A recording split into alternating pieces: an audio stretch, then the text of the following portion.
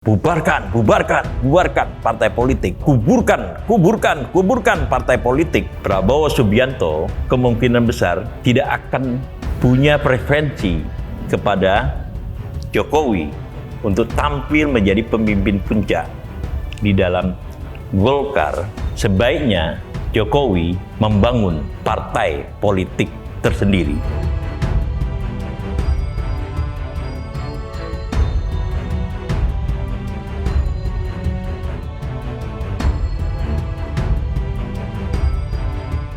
Pecinta Indonesia, bangsa dan demokrasi. Ramai dibicarakan sekarang ini tentang Golkar. Pertanyaan yang disampaikan, mungkinkah Golkar dimasuki oleh tokoh-tokoh baru yang sama sekali tidak berkaitan dengan Golkar selama ini? Untuk menjawab pertanyaan ini, ada beberapa tesis yang ingin saya kemukakan. Yang pertama adalah bahwa Golkar ini merupakan sebuah partai yang baru menyatakan diri sebagai partai setelah reformasi. Tetapi watak sebenarnya dari Golkar ini itu sifatnya adalah antitesa dari partai politik atau political party. Sejarahnya itu kita lihat pada pertarungan-pertarungan politik di akhir 1950-an, di mana Presiden Soekarno itu berusaha mereduksi pengaruh partai-partai politik yang dianggap oleh Soekarno itu terlalu banyak, menciptakan di dalam frasa saya kegaduhan politik yang tidak perlu. Sementara Soekarno itu berusaha menekankan tentang kesatuan nasional. Bagi Soekarno, seperti pernah dikemukakannya dengan mengatakan, bubarkan, bubarkan, bubarkan partai politik, atau kuburkan, kuburkan, kuburkan partai politik. Itu adalah suatu analisa Soekarno tentang situasi politik di Indonesia pada waktu itu, bahwa elemen perpecahan nasional itu justru terletak pada partai-partai politik. Sementara kemudian hasrat Soekarno adalah menyatukan Indonesia secara keseluruhan tanpa kegaduhan politik. Nah, inilah yang kemudian mendorong Soekarno untuk menciptakan golongan karya, atau yang juga sering disebut sebagai functional group. Jadi sebuah kelompok yang diciptakan, yang sama sekali baru, yang tidak berkaitan dengan partai-partai politik sebagai penyeimbang dari pengaruh partai politik. Terlalu panjang kalau saya mau membicarakan tentang hal ini. Tetapi inilah dasar sosiologis, dasar pemikiran dari munculnya Golkar pada akhir 1950-an dan tentu saja kemudian awal 1960-an. Nah, Golkar dengan demikian kita lihat bukanlah sebuah kelompok politik yang mempunyai akar-akar tradisional seperti partai-partai politik lainnya, yaitu Partai Masyumi, Partai Nasional Indonesia, partai-partai agama lainnya. Dia merupakan, atau Golkar merupakan sebuah golongan politik baru created by Soekarno untuk menciptakan keseimbangan baru dari politik nasional yang selama ini atau yang sebelumnya didominasi oleh partai-partai politik. Jadi kalau kita lihat Golkar bahkan sampai dengan hari ini sebenarnya adalah sebuah partai politik yang bersifat semi partai. Agak susah ya kita mengatakannya, tetapi kira-kira begitulah tepatnya gitu. Nah, jadi kalau kita lihat dari segi sosiologis yang semacam ini, maka sebenarnya Golkar itu dia tidak membawa sebuah ideologi yang muncul dalam arus keras revolusi nasional di masa lalu.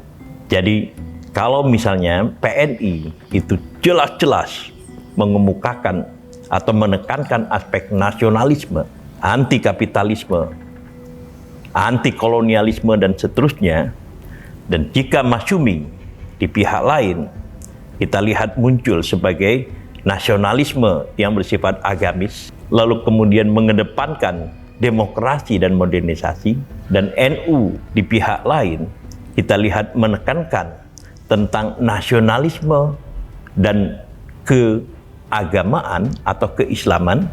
Lalu pada saat yang sama kita lihat ada Partai Komunis Indonesia yang menekankan aspek sosialisme yang kuat, anti pada kapitalisme, anti pada kolonialisme, tetapi menerima gagasan universalisme ideologi, yaitu komunisme.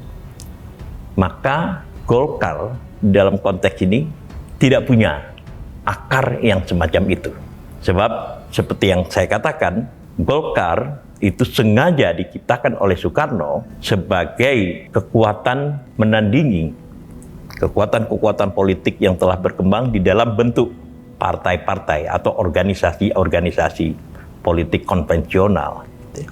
Jadi, kemunculan Golkar kita lihat di dalam konteks ini adalah sebuah kemunculan baru, sebuah desain baru yang mungkin saja desain yang sangat modern. Dan karena itu ideologi dari Golkar adalah modernisasi. Di dalam pengertian modernisasi itu, bahwa mereka lebih menekankan pada aspek pragmatisme.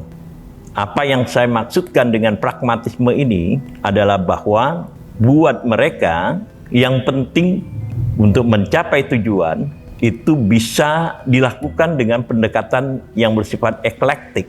Jadi tidak ada satu ideologi yang begitu dominan. Tidak ada sebuah prinsip yang begitu dominan.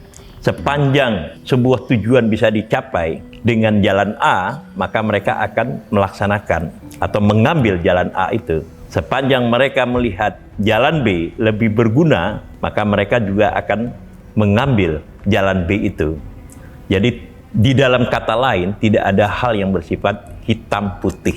Semua mengalir menurut derap langkah kehidupan, derap langkah dinamika yang berkembang.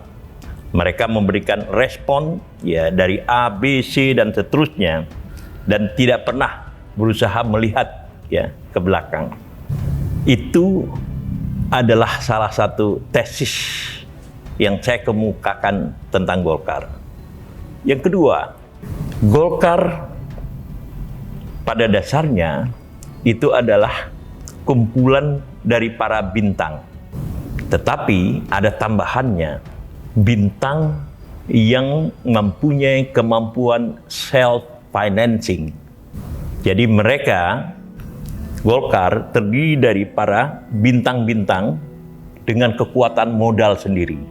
Mereka kemudian mampu membiayai proyek-proyek politik mereka sendiri di dalam Golkar.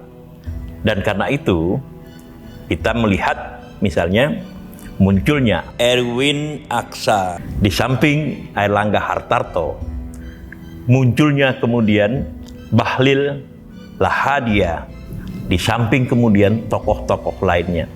Jadi pada tingkat elit kita melihat bahwa Golkar itu adalah kumpulan dari para bintang, tetapi ini yang saya katakan, tetapi dengan modal yang kuat. Dengan kata lain, para bintang ini wealth-based political actors, aktor-aktor politik yang lebih didasarkan oleh kekayaan yang mereka miliki. Jadi kekayaan adalah hal yang pertama yang menyangga artikulasi politik mereka. Itulah pada lapisan elit Golkar. Dulu kita melihat ada Abu Rizal Bakri, sebelumnya kita melihat ada Yusuf Kalla, sebelumnya kita melihat ada Surya Paloh, dan Anda bisa menyebut tokoh-tokoh lainnya yang bersifat wealth-based political actors tadi. Pada lapisan tengah itu adalah kaum profesional. Kita bisa menyebut di situ TB Aceh Hasan Sadzili, Doli Kurnia, Maman Abdurrahman Sarmuji, lalu Putri Aneta Komarudin, ada juga Taufik Hidayat, ada juga Kholis Malik. Mereka adalah merupakan lapisan tengah dari Partai Golkar. Sebelumnya, kaum profesional, politisi profesional itu sudah berkembang cukup besar ya. Tetapi sekarang diisi oleh lapisan-lapisan baru. Antara lain adalah ya tokoh-tokoh muda yang telah saya sebutkan tadi. Jadi yang menggerakkan dinamika konseptual dari Golkar ini adalah kalangan profesional itu tadi. Pada lapisan bawah, maksud saya lapisan bawah itu adalah lapisan-lapisan pada tingkat provinsi.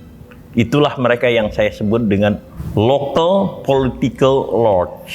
Tokoh-tokoh politik yang berakar di tengah-tengah masyarakatnya. Inilah yang kemudian menjelaskan kenapa Golkar tetap berkembang di wilayah-wilayah tertentu. Misalnya Banten, misalnya Jawa Barat, misalnya kita lihat bahkan di Aceh sekalipun di dalam pemilu 2024 ini, itu Golkar masih memenangkan pertarungannya.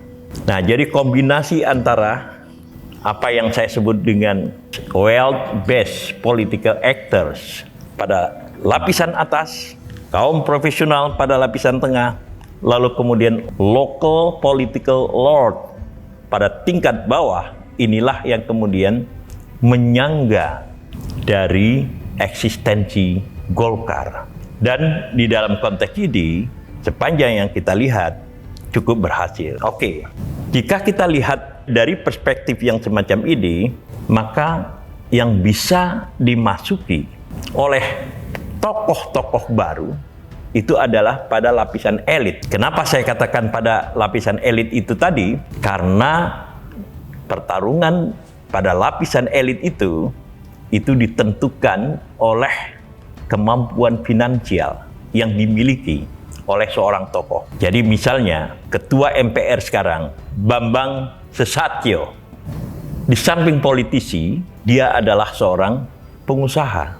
Karena itu ada kombinasi antara kekuatan modal dengan pengalaman di dalam dunia politik. Ada Erwin Aksa, ada Airlangga Hartarto, ada Bahlil Lahadalia, dan seterusnya.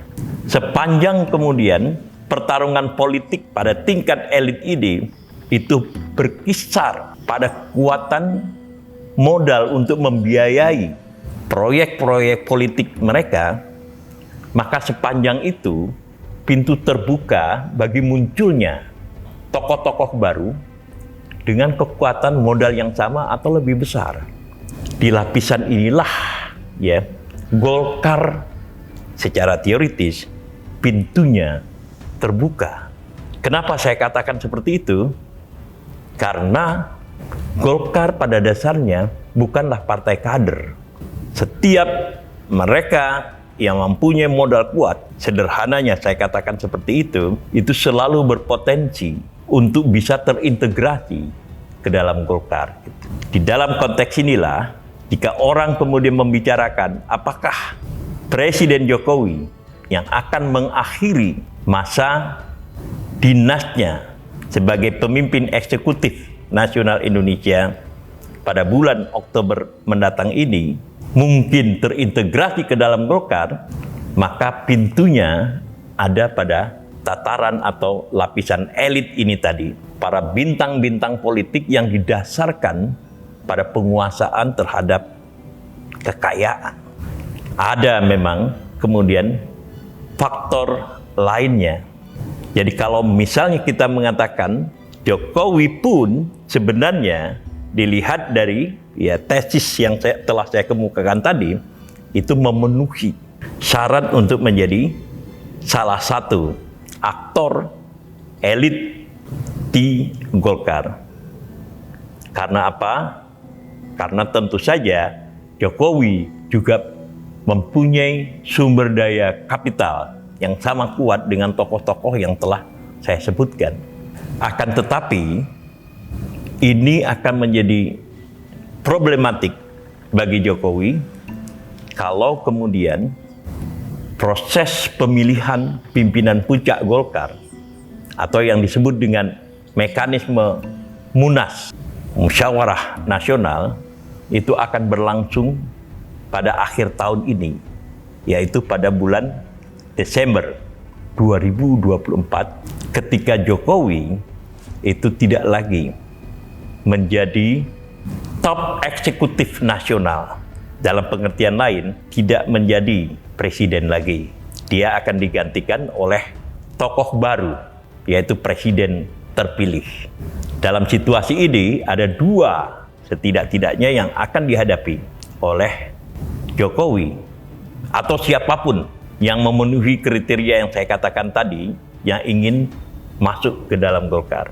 Yang pertama adalah bahwa proses pemilihan pimpinan puncak Golkar pada Desember yang akan datang itu berlangsung ketika Jokowi tidak lagi menjadi pemimpin yang mempengaruhi kebijakan politik nasional. Yang kedua adalah bahwa Airlangga Hartarto, lalu kemudian Bambang Susatyo itu pun berkehendak untuk muncul menjadi pemimpin Golkar itu sendiri. Dan di dalam konteks ini, seperti yang saya katakan, mereka tidak mau kehilangan kesempatan untuk tampil sebagai pemimpin Golkar. Khusus buat Airlangga Hartarto, ada prestasi yang dia torehkan sendiri, yaitu bahwa di dalam pemilu 2024 ini, yaitu pemilu legislatif, Airlangga Hartarto itu telah berhasil membawa Golkar menjadi partai nomor 1 di Indonesia, menandingi Partai Demokrasi Indonesia Perjuangan. Jadi, prestasi yang ditoreh oleh Airlangga Hartarto itu menyebabkan dia menjadi lebih otoritatif untuk melanjutkan kepemimpinan di dalam Golkar. Setidak-tidaknya itulah mungkin yang dipikirkan oleh Airlangga Hartarto.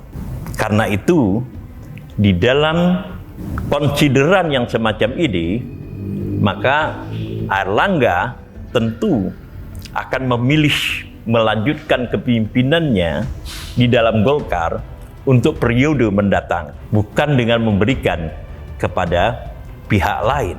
Yang dimaksudkan pihak lain bisa saja Bambang Susatyo maupun bahkan Jokowi itu sendiri. Yang kedua adalah bahwa kepimpinan puncak nasional itu sudah terbentuk, yaitu pada Oktober 2024. Yang saya maksudkan dengan pemimpin puncak nasional itu adalah presiden. Jika misalnya seperti yang kita lihat sekarang ini, Prabowo Subianto itu terlantik menjadi presiden, maka dia tidak ingin munculnya tokoh baru yang terus-menerus kemudian akan membayangi kekuasaan dia, atau lebih tepat saya katakan otoritas dia sebagai pemimpin nasional, tetapi sekaligus sebagai pemimpin dari sebuah partai, yaitu Gerindra. Bagaimanapun juga ada insting politik di dalam dirinya untuk mengurangi atau mereduksi potensi persaingan. Dan karena itu kemungkinan besar Prabowo Subianto itu akan mendorong atau menciptakan situasi di mana otonomi dia itu semakin besar, dengan kemudian membangun jaringan kerjasama dengan tokoh-tokoh dari partai-partai politik lainnya yang dianggap kurang berpotensi sebagai saingan kuatnya. Nah, di dalam konteks ini, kalau kita kembali kepada Golkar, maka hanya ada 2 atau at least 3 yang kemudian diperhitungkan oleh Prabowo yang dianggap bisa bekerja sama, yaitu Airlangga Hartarto, Bambang Susatyo, atau Bahlil Lahadalia. Di dalam konteks ini, di dalam asumsi saya, Prabowo Subianto kemungkinan besar tidak akan punya preferensi kepada Jokowi untuk tampil menjadi pemimpin puncak di dalam Golkar. Sebab berarti kalau ini terjadi, maka Prabowo itu membiarkan munculnya kontender indirectly, informally, secara tidak resmi terhadap posisi baik kepresidenannya maupun kepemimpinannya di dalam mengkoordinasikan partai-partai politik yang menjadi koalisi dari pemerintahannya. Oke, terakhir, maka di mana tempat Jokowi pasca Desember 2024, atau mungkin lebih tepat kita katakan pasca Oktober 2024? Pertanyaan ini diajukan karena pengaruh politik pribadinya itu cukup kuat. Berkali-kali saya katakan bahwa Jokowi telah menjadi lembaga tersendiri yang memproyeksikan posisi dia berada di atas partai-partai politik. Dan jika mengingat hubungan yang berlangsung selama 5 tahun belakangan ini antara Prabowo Subianto yang kini dianggap telah memenangkan kontestasi presiden dengan Jokowi, maka ada mungkin jalan keluar bagi posisi Jokowi. Yang pertama, Jokowi mungkin saja akan dianggap sebagai the wise old man. Jadi orang bijak politik yang kakinya itu berada di seluruh partai-partai politik yang menjadi koalisi pemerintah. Yang kedua, dan ini mungkin penting, sebaiknya Jokowi membangun partai politik tersendiri. Dan ini mungkin patut juga diperhitungkan karena Jokowi telah mempunyai kaki pada organisasi-organisasi politik yang tidak resmi, yaitu para sukarelawan. Jadi ada Projo, ada Bara JP, dan ada berbagai organisasi-organisasi lainnya. Dan jika Jokowi ingin muncul menjadi seorang pemimpin yang langsung mempunyai partai politik seperti rekan-rekannya yang lain, maka ada baiknya Jokowi memikirkan juga kemungkinan untuk membangun partai politik tersendiri, mumpung posisi dari Jokowi yang pengaruh individualnya itu begitu meluas, bisa dikonsolidasikan menjadi sebuah partai politik tersendiri. Jadi, dengan kata lain, Jokowi mungkin tidak perlu melihat partai-partai politik yang telah ada selama ini. Dia kemudian justru merintis jalan baru politiknya sendiri, yaitu dengan membangun partai politik justru pasca ia menyelesaikan tugasnya sebagai Presiden Republik Indonesia.